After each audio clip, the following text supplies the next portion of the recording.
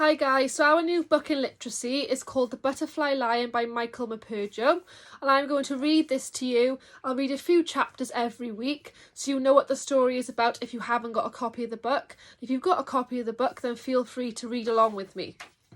So The Butterfly Lion, Chapter 1, Chilblains and Semolina Pudding. Butterflies only live short lives. They flower and flutter for just a few glorious weeks, and then they die.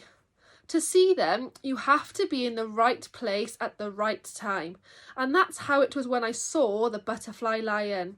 I happened to be in just the right place at just the right time. I didn't dream him. I didn't dream any of it. I saw him, blue and shimmering in the sun, one afternoon in June when I was young.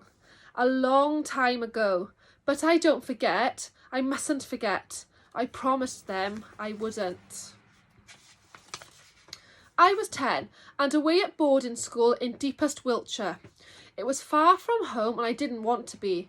It was a diet of Latin and stew and rugby and detentions and cross-country runs and chilblains and marks and squeaky beds and semolina pudding.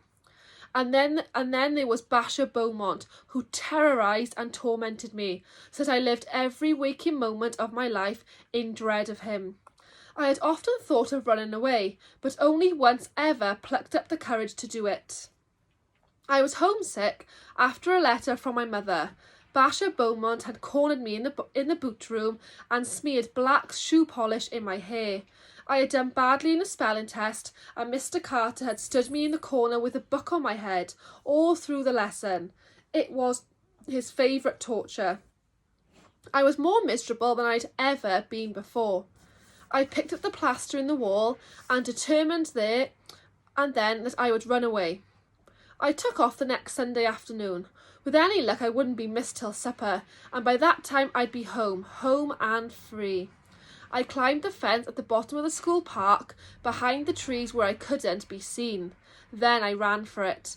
I ran as if bloodhounds were after me, not stopping till I was through Innocent's Breach and out onto the road beyond. I had my escape all planned. I would walk to the station, it was only 5 miles or so, and catch the train to London. Then I'd take the underground home. I'd just walk in and tell them that I was never ever going back.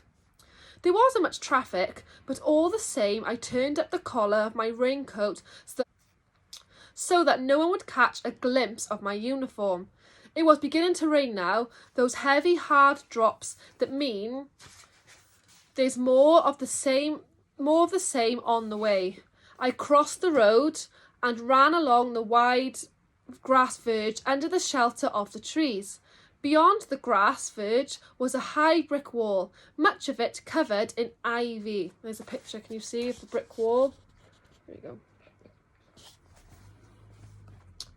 It stretched away into the distance, continuous as far as the eye could see, except for a massive arched gateway at the bend of the road. A great stone lion bestrode the gateway. As I came closer, I could see he was roaring in the rain, his lip curled, his teeth bared. I stopped and stared up at him for a moment. That was when I heard a car slowing down behind me. I did not think twice. I pushed open the iron gate and darted through and flattened myself behind the stone pillar. I watched the car until it disappeared round the bend.